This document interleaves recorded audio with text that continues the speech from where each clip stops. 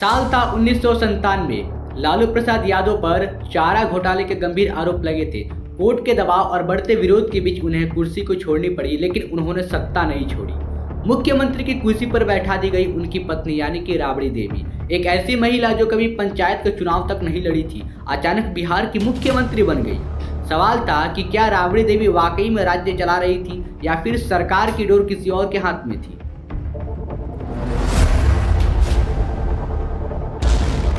नमस्ते दोस्तों, मैं दीपक आज स्वागत करता हूं आप सभी का अपने YouTube चैनल दीपक संस्कृत सारथी में। और आज हम बात करेंगे जंगाराज की सीरीज में एपिसोड नंबर 4। और इस विषय पर आज हम बात करेंगे जब राबड़ी देवी के हाथों में सत्ता गई थी, उस समय की हम चर्चा करेंगे। चलिए वीडियो को स्टार्ट करते हैं। अब आते हैं उस समय के असली पावर सेंटर पर, जब लालू यादव के दो साले साहब यानी कि साधु यादव और सुभाष यादव बिहार की सियासत में ये दोनों नाम किसी डरावने प्रतीक से कम नहीं था। कहा जाता है कि पटना की सड़कों पर जब साधु यादव की जीप निकलती तो लोग रास्ता बदल लेते, प्रशासन खामोश थी और पुलिस दबे हुए और अधिकारी सिर्फ आदेश सुनने के लिए तैनात थे। दीदी और जीजा की सत्ता थी और साले थे इन सत्ता के सिकंदर। राबड़ी राज के दौरान साधु यादव का नाम पूरे बिहार में बाहुबलियों में गिना जाने लगा। आपको बता दूं कि व्यापारियों से वसूली, जमीन कब्जाने, दबंगई और सरकारी अफसरों को धमकाने के आरोप लगते रहे। पटना में बस एक ही बात मशहूर थी कि अगर गाड़ी पर लालू परिवार का झंडा लगा है तो पुलिस भी उसे सलाम करती। फिर उसके बाद आया था साल 2002, जब लालू यादव की बेटी रोहिणी आचार्य की शादी हुई। वो शादी जो इतिहास में सिर्फ भव्य नहीं बल्कि विवादों से भरी रही। बताया जाता है कि शादी की तैयारियां के नाम पर साधु यादव और उनके लोगों ने पटना में खुलेआम लूट मचा दी थी। कैसे, आइए जानते हैं। आपको बता दूं कि कार शोरूम से दर्जनों गाड़ियां उठा ली गई थी बिना 1 रुपया दिए हुए। फिर उसके बाद पहुंचे सोने की दुकान पर, वहां से भारी मात्रा में जेवर उठा लिए गए। फर्नीचर की दुकानों पर 100 से ज्यादा सोफा सेट उठा लिए गए। किसी ने कुछ पूछा तो पता है जवाब क्या था कि मुख्यमंत्री के घर शादी है।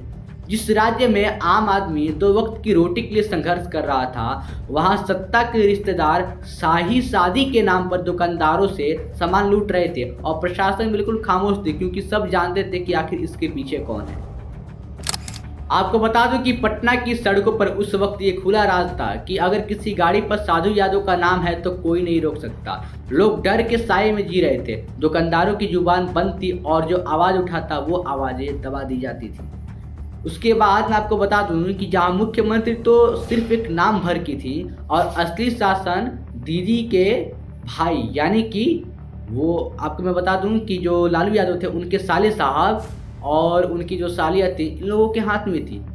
कई अखबारों की रिपोर्ट ने ये बताया कि बिहार में एक समानांतर सरकार चल रही थी जिसमें लालू परिवार का हर सदस्य किसी न किसी विभाग का अनौपचारिक मालिक बन चुका था।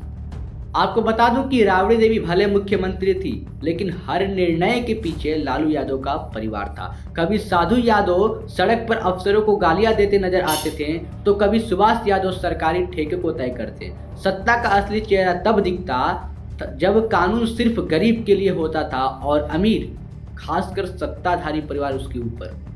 लेकिन धीरे धीरे जनता के सब्र का बांध टूटने लगा। भ्रष्टाचार, गुंडागर्दी, परिवारवाद और बेरोजगारी से तंग आकर बिहार ने साल 2005 में लालू राबड़ी राज को सत्ता से उखाड़ फेंका।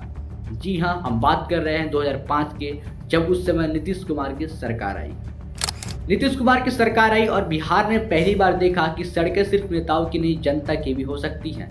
लेकिन इतिहास वही खत्म नहीं हुआ। साधु यादव बाद में कांग्रेस में गए, फिर उसके बाद वो बसपा में भी दिखे, है ना। लेकिन जिस नाम से वो जाने जाते थे वो था राबड़ी राज का आतंक। सवाल आज भी वही है कि क्या आरजेडी उस दौर से सबक ले चुकी है?